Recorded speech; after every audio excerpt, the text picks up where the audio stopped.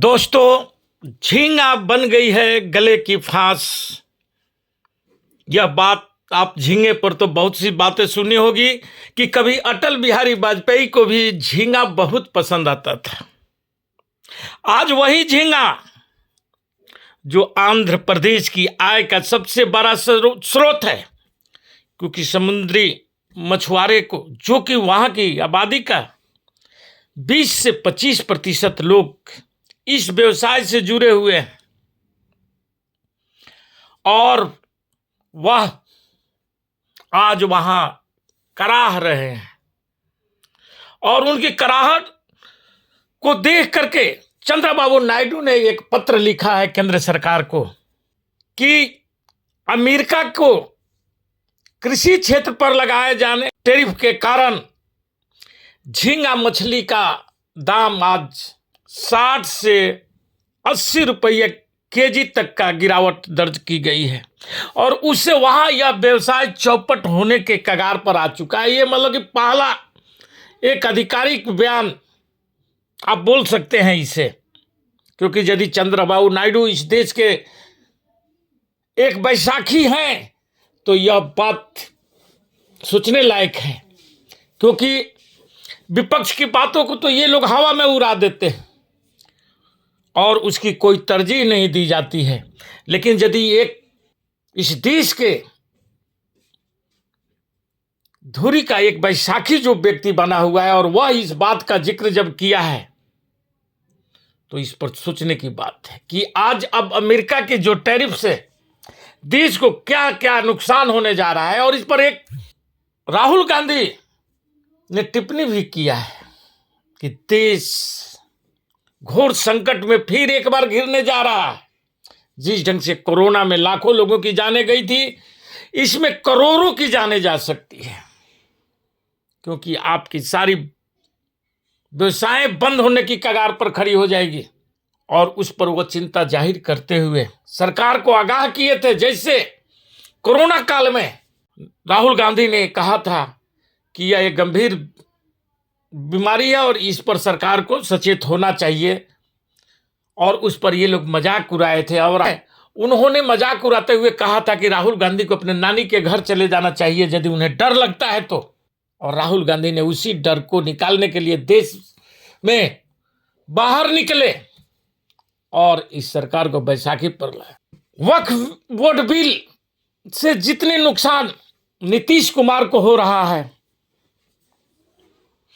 कि अब वो धार्मिकता की टोपी पहन करके एक अल्पसंख्यक एमएलसी के पास पहुंच जाते हैं और चिराग पासवान को यह बोलना पड़ जाता है कि हम अपने पिता के कदमों पर चल रहे हैं और हम मुसलमानों के साथ खड़े हैं, जो कि हनुमान भी कहे जाते हैं। आज उनको भी अब सोचने की वक्त आ चुका है और इस सरकार के भी हाथ पांव फूलना शुरू हो गया है। यही सरकार के मुखिया नरेंद्र मोदी जी ट्रंप जब दूसरी बार शपथ ग्रहण कर रहे थे तो उसमें बुलाहट के लिए अपने कितने मंत्रियों और सचिवों को अमेरिका में बैठा करके रखे थे कि मुझे भी बुलाया जाए, लेकिन ट्रंप ने नहीं बुलाया। जब दूसरी बार गिरगिराने के बाद ये लोग को बुलाया जाता है और इनके सामने ही यही जिसके बारे में प्रचारित किया जाता था और दिखाया जाता था कि ट्रंप का भी पीठ ठोकते हैं मोदी जी का मित्र है ट्रंप। और वही ट्रंप मोदी को खड़ा करा करके बोला कि अब तुम्हारी वो पीठ पाठ थोपना नहीं चलेगा, हम तुम पर दंड लगाएंगे। और सरकार की अब तक चुप्पी यह दर्शा रहा है कि अडानी के लिए ये सारे खेल किए जा रहे हैं, क्योंकि अडानी का अमेरिका में एक केस चल रहा है और उसमें ये लोग चाहते हैं कि किसी ढंग से वह बच निकले। इसलिए देश को भी दांव पर लगाने के लिए ये लोग तैयार हैं। आज यदि युवा नहीं समझा, नहीं संभला और धर्म के ही हम चाशनी में डूबे रहे तो यह देश को कौन बचाएगा। यह टैरिफ का मामला जो अमेरिका ने हमें दंड के रूप में दे रहा है, वह जब अन्य चीजों की भी जब इसी ढंग की वैल्यूएं गिरना शुरू होगी तो 80% गांव में रहने वाले उन किसानों का क्या होगा? इससे पर चर्चा नहीं करा करके, लोगों के नजर में ना आ सके, वक्फ बिल को लाकर लाया जाता है और अपनी दम दिखाया जाता है कि हमारे साथ हमारा बैसाखी भी खड़ी है। और वह बैसाखी जो अल्पसंख्यकों के भरोसे जीत करके आती है, उनकी भी आबादी बिहार में 17 से 19% और 14 से 15% के आसपास में आंध्रा में भी है।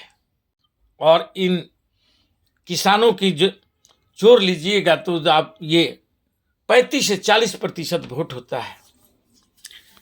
क्या नायडू साहब अपनी सत्ता बचाने के लिए इन किसानों के साथ धोखाबाजी करेंगे? इन जनता के साथ धोखाबाजी करेंगे?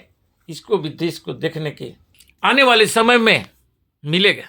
लेकिन जिस ढंग से कांग्रेस अपने पूरे देश में संगठन को खड़ा कर रहा है और एक तबका जो देश के बारे में सोचता है वह टूट करके, और जिस ढंग से आना शुरू हुआ बिहार में, वही बिहार जो महात्मा गांधी के अध्यक्ष बनने पर पहला आंदोलन किसानों को लेकर के ही महात्मा गांधी ने जब किया था, और वहाँ से भारत में एक आंदोलन का जो नींव पड़ी थी, और वह आते आते 1942 में अंग्रेजों भारत छोड़ो का नारा जो चल निकला था, और आज के मौजूदा सत्ता के रहनुमा उस अंग्रेजों का साथ दे रहे थे। और आज उन्हें वीर दिखाने के लिए जो सच में माफी वीर हैं, उनको भी सोचना होगा, क्योंकि देश करवटें ले रही है। झींगा मछली इस सरकार को अब गले की फांस बन करके उभर चुकी है। तो दोस्तों, मैं इसी के साथ अपना वक्तव्य समाप्त करता हूं। जय हिंद, जय भारत।